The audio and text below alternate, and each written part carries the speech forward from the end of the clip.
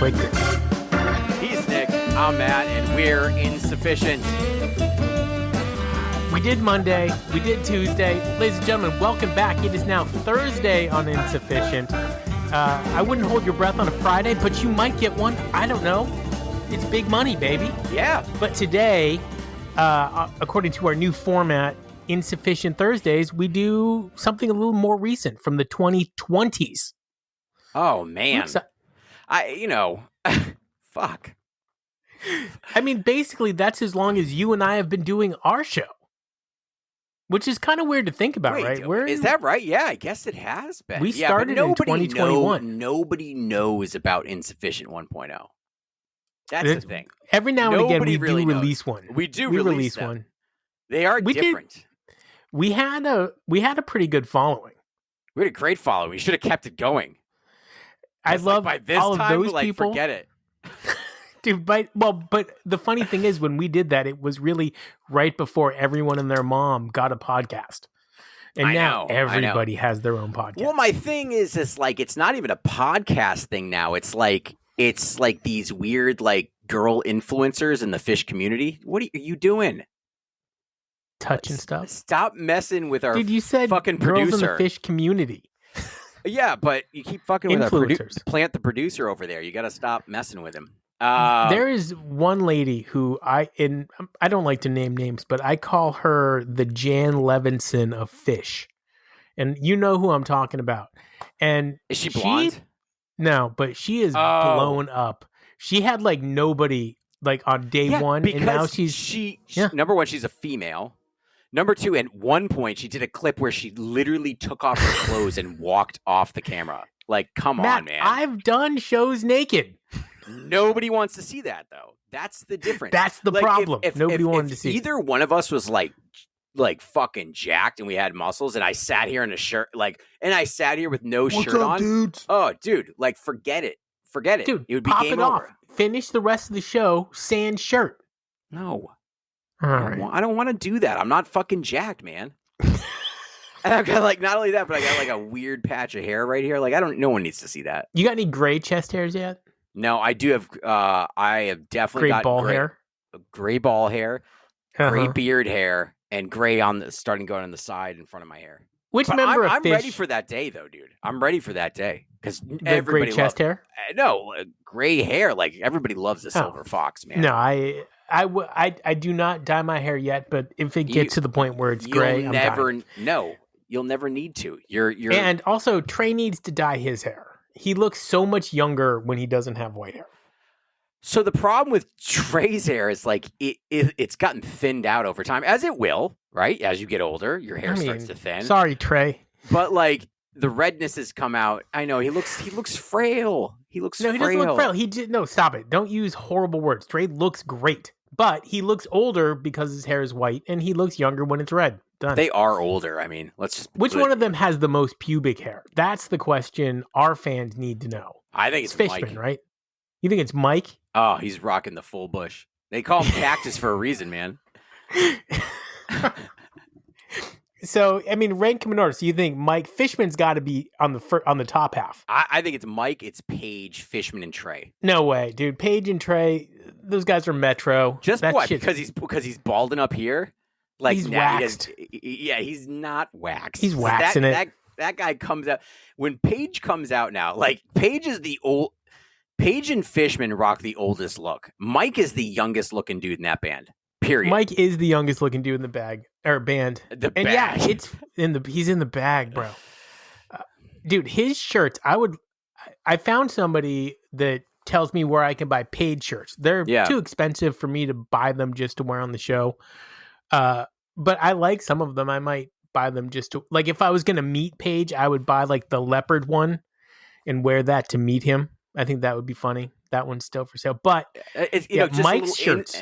The little insight into the band I'm playing with, they just sent me some stuff today on kind of some things they want to add to the set list. Songs? So basically, our guitar player says, realizing I don't know many popular or new songs. So White House Road is the JJ Cale stuff. China Rider. I don't know what that is. Yeah, they're down with China Serge. Cat into I Know You Right. Oh, right. Yeah. Maybe China Cat Sunflower. I know. I know, but like, I don't know if I want to do a China Cat Sunflower song. Like, you don't want to do that. You guys are already doing enough Grateful Dead songs. We talked about doing some stuff like, taking some. I'm just using this as an example, like taking a Gaga song and like just making it different, right? I like that. Or a Taylor Swift song, making it different. Like the Gorge did with Gin and Juice. Sure. Or if you listen to Scary Pockets, they redo that shit. They take all these like mash songs together. They take new songs and they make them functified. What are you doing? Why are you smoking? I'm smoking a crayon, bro. It's my new thing. When I was on vacation, we were in this restaurant that gave me a crayon. And so I just pretended to smoke it. I loved it. I don't smoke anymore, but I do kind of miss it. So smoking crayons. Dude, that's the name of your band, Smoking Crayons. That's actually not bad. Smoking Crayons. It's not good as Pee-Pee in the Cups, but it's fucking good, dude. Okay, so finish the conversation. What other songs were they thinking of adding? That was it for now. Okay. How's that going? You guys are what, every other week? Yeah, so last week we played things are coming together. It's only been 3 practices. So like for 3 practices, actually we played some our bass player Seamus, he had some originals that were pretty solid.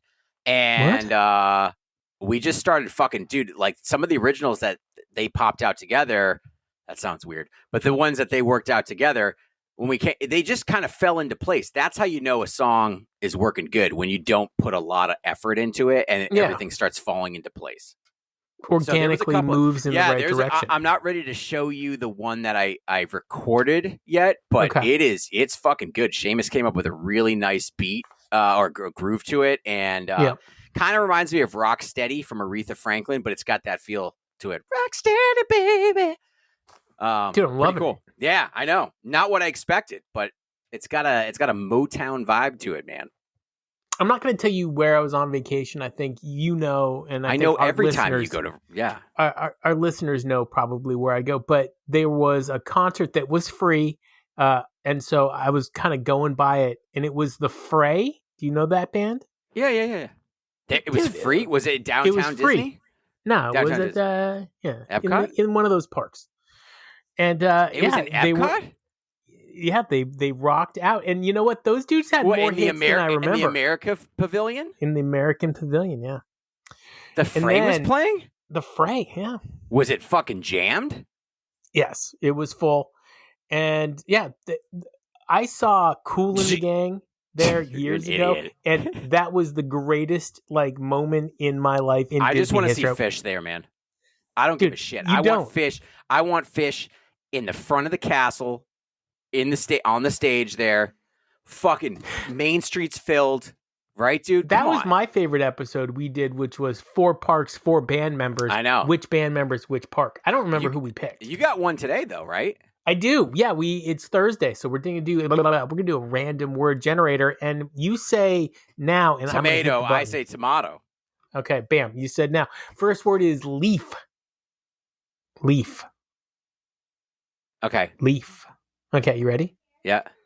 3, 2, 1. Page. Yeah. Yeah. I don't know why. I think he still smokes the leaf. That's not what I'm thinking. I'm just I think of as a leaf is it just blows in the wind. It turns over when it rains and it falls when it's getting to winter. He just kind of goes with it, man. He is definitely the most at one with the universe. Agreed. Okay. Number 2, we're going to agree on this one. Robot. Okay. 3, 2, 1. Mike. Yeah. The dude literally is really cool to watch, I think, when he plays bass, because he moves like he's fucking doing the robot. like he's doing the movement. Yeah. Dude, these last 2 are whack. Next one is the word account. Account. It says, I guess I picked verbs. I picked verbs. 3, 2, 1. Fishman, yeah. Count, right? Yeah. And then that leaves us. First of all, this has never happened in the history of our show where we've agreed on every single one. I know. What's the last one? And so that means the last one we both agree is Trey, and that's dorm. Dorm? What the fuck? Like a dorm room? What? I got to look this up. So I'm clicking, look up dorm. It's a noun. What? Interesting. Hey, I know we don't really do the Worldwide Wednesday, but I did post something. Is meeting your hero ever as good as you think it'll be? That was my statement of the day. People didn't necessarily agree with that. I mean, our buddy Fluff had said met the whole band and their family when they stayed at my hotel during 2010 AC run. They were all so amazing, kind, and cool. Fluffhead is a cool guy. I like watching. I know. We got to get him on. He wants to come on. We've talked about it. I had tickets. I bought tickets to the 2010 AC run Halloween. That's the one where they did Little Feet. Yeah. It turns out they were counterfeit. And so I'd go to scan in and cops came and everything. But I felt like the dude was shady. So I wrote down his license plate number and I gave it to the cops. They didn't do anything. No, they didn't do anything. $200. Trey Cassie said, I met Trey at another band show. Nobody else knew who he was, and he was the nicest guy ever. Didn't make me feel weird at all and took a picture with me, etc. Ordinarily, I don't want to meet anybody famous that he looked up to, but he said Trey was super cool. One guy... Trey met Trey? No. Yeah, his Trey met Trey. I didn't even put that together. This guy... meta. Phil Fancy, Paige called me over to get a pic. He said, I got to get a pic with the Phillies guy. And he's a Mets fan. People said it looks like Paige was meeting his hero. Ha, ha, ha. He chatted with me for a few minutes and couldn't have been kinder. But you met Paige. Yeah, I met Paige. Yeah. So, I've told the story many times. I'm driving down South Street in Philadelphia. It's summer 95. And as I'm sitting in traffic, I see this dude who is a known fish roadie, right? You see him at the end of every show. He's probably the crew chief or whatever. Yeah. And I'm like, oh, cool, man. That guy's here. And then I'm like, oh, he's standing next to Paige. Literally put the car in park, open the door, get out of my car, almost get run over, get up to Paige, who's standing on the side of the road. And I'm like, he's got a sandwich in his hand. He's like, what he does. Fuck? He has a cheesesteak sandwich in one hand and I can't think of anything. You just go up, you take the cheesesteak out, you fuck it, and give it back to him. Yes, they had played Squirming Coil the night before, and he did an extended solo at the end of the set. Yeah, you told him it was good, right? I'm like, hey man, great, Squirming Coil last night, and he goes, hands his glasses to the guy, shakes my hand, he goes, thank you, and then. He's gone. Why? Yeah, that's the weirdest thing to do. He took off his glasses, handed it to somebody else, and shook your hand. Why did he have to do that? It was his sunglasses. He had a cheesesteak in the other hand. Put your sunglasses in your fucking shirt, and I gotta hand it to. Dude, it's 95 Fish. They're kings of the world. They just played their first 45-minute tweezer 3 or 4 nights ago in Canandaigua, New York. It was a completely new era. We're going to get you in the ring. We're going to spin you around. We're going to do it together, man. What's it called? I met John Travolta in Hawaii. That's cool. Yeah, was it? So I'm sitting in the hot tub. We're smoking a J with a bunch of people. And it must have been 11:30, 12 at night. We're in Hawaii. All right. Right. And I'm sitting there. All of a sudden, we're just we're talking to each other, and I just hear, "Hey guys!" I turn around, and there's John Travolta standing there with his son that passed away, and standing there. I was like, "Holy shit!" And the only thing that I could think of at the time was, "Dude, Saturday Night Fever, man." And he was like, "Yeah." And he's like, "All right, I'll see you guys later." He just walked away, but yeah, it was crazy. So he came over, introduced himself, and then was like, I'm out. He's like, hey, guys. I'm like, oh, shit. I was like, John Travolta. Get in. I was like, Saturday Night Fever, man. He's like, yeah. You ever see Face Off? Many times. Dude, that is literally one of the best action movies of all time. Why did John Travolta have to get weird? Yeah, he takes his face. off. Listen, but here... No more drugs for that guy. Oh, you mean fucking, what's his name? God. Dude, Nick Cage is cash money in that movie. In real life, he is crazy. He doesn't give a fuck. That might be his best role. Listen, so we're going to do Saturday, August 7th, 2021 at Knoxville, Indiana, a.k.a. Deer Creek. Summer Tour 2021. The band's second night back at Deer Creek and the first Wave of Hope ever played live by Phish. This show got a 3.76 rating on Phish. Wait, which show are you doing? I told you. Saturday, 8/7/2021. Come on. Oh, I'm on 8/8. No. Dude, by the way, okay. So 8/7, there's a debut, Wave of Hope, and then on 8/8, it's Casual Enlightenment is a debut. And by the way, 2025 still has had 0 Phish debuts. Some context. Phish hadn't played a show here since Deer Creek since 2012. And this weekend was part of their long-awaited return after the COVID-19 hiatus. Apparently, emotions were super high, a lot of energy. They destroy Nobleville in Indiana every time they play. Agreed. They burn the fucking place down. It's amazing. Set 1, song run 1, Crowd Control. Crowd Listen control while I'm talking. I think it's a good. Oh, I like Crowd Control. I know it's a fluffy song, but I like the song. It's great. It's great. It's got a good energy to it. So I guess after the year of isolations, Trey's line "Do something or we will" landed with purpose on this motherfucker, right? Yeah. 22 years, Crowd Control debut, Nassau Coliseum, which you can no longer see a show there. Because I've been there, but it was for a food show. I've been there, but it was for a hockey game. What do you mean? Is Nassau gone? Gone. They knocked it down? Yeah, it's gone. They built something new. It's horrible. What the fuck? You've seen your last Nassau show. And those were hot shows for Phish. Dude, absolutely. Not as hot as Worcester, though. Except Not for that in 03, you motherfucker. Actually, 03 is when they debuted Crowd Control. Listen, Poor Heart,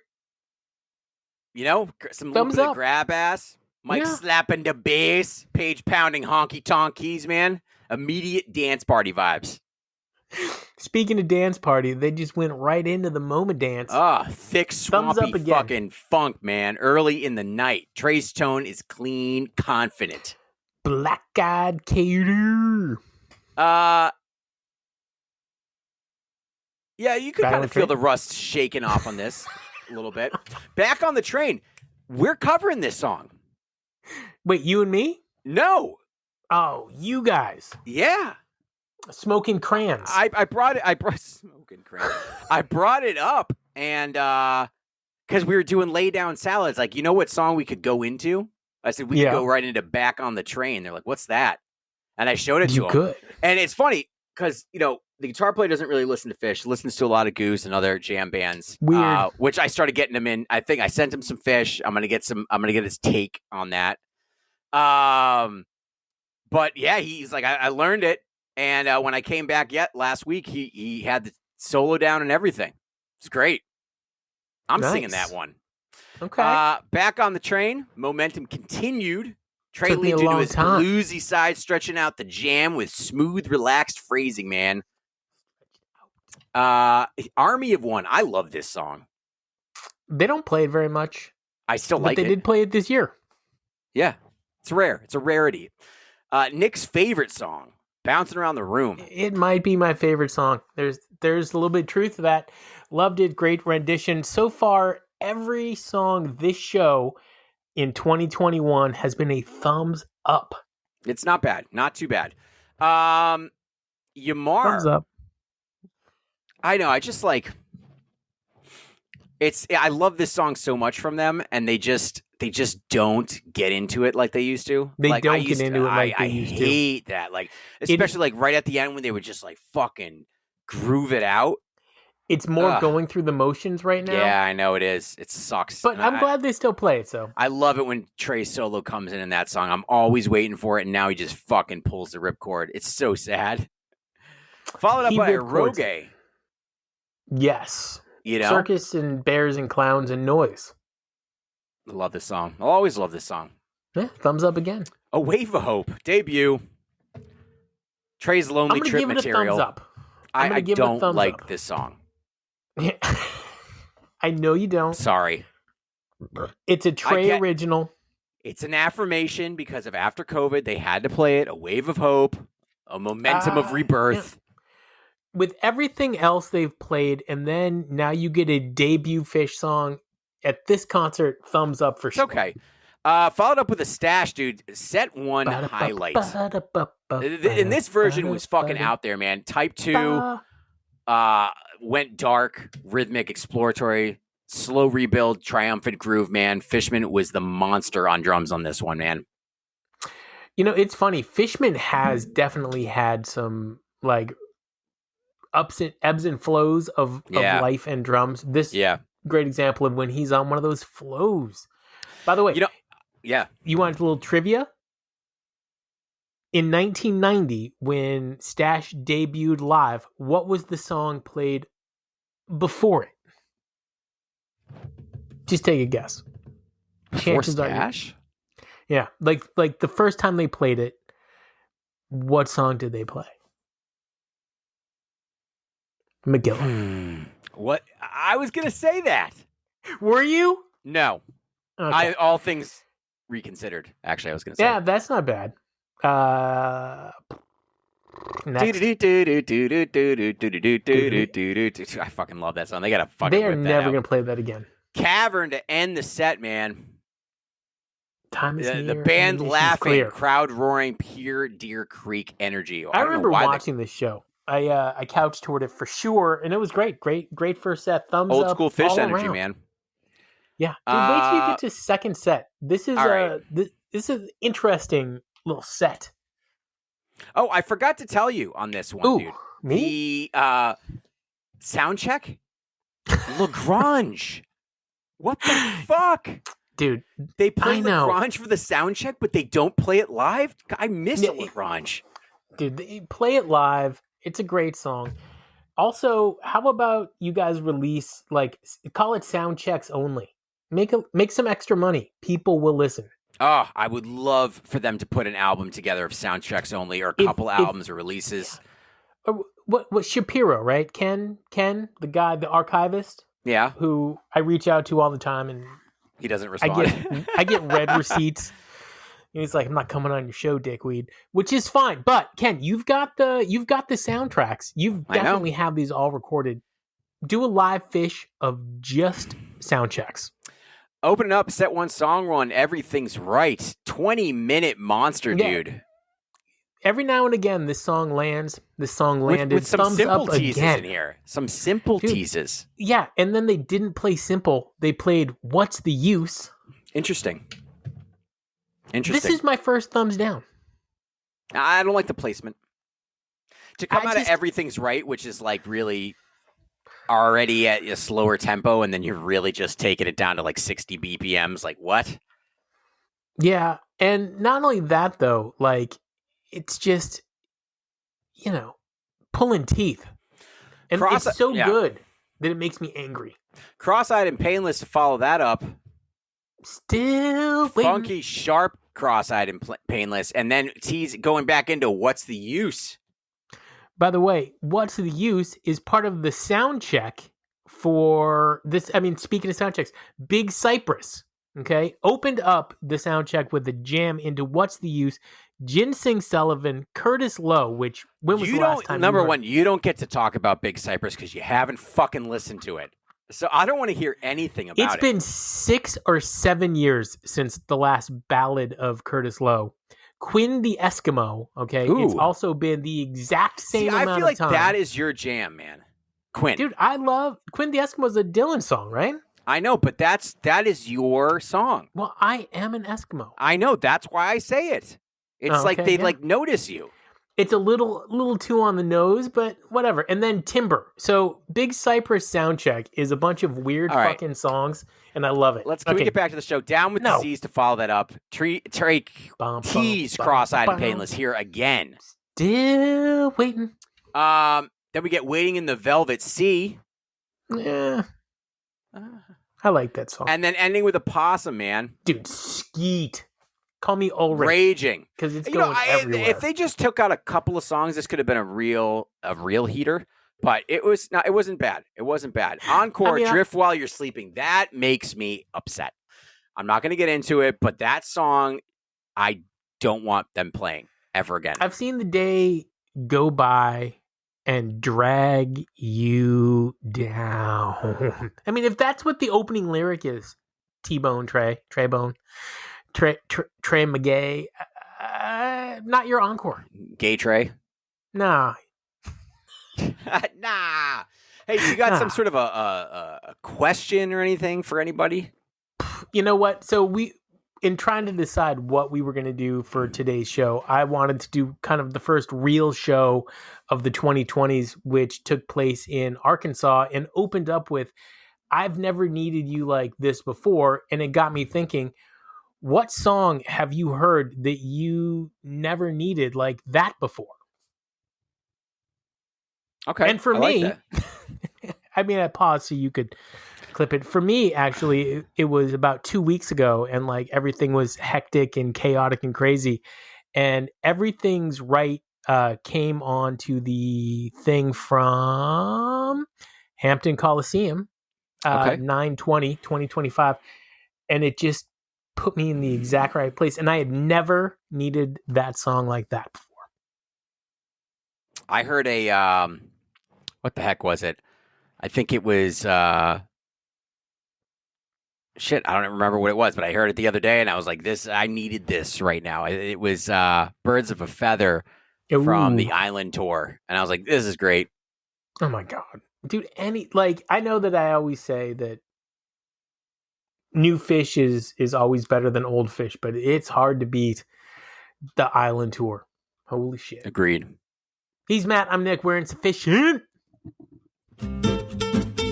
I keep clicking it, and there's like this 3-second delay today. Yeah, okay. It's good stuff, though. It's good.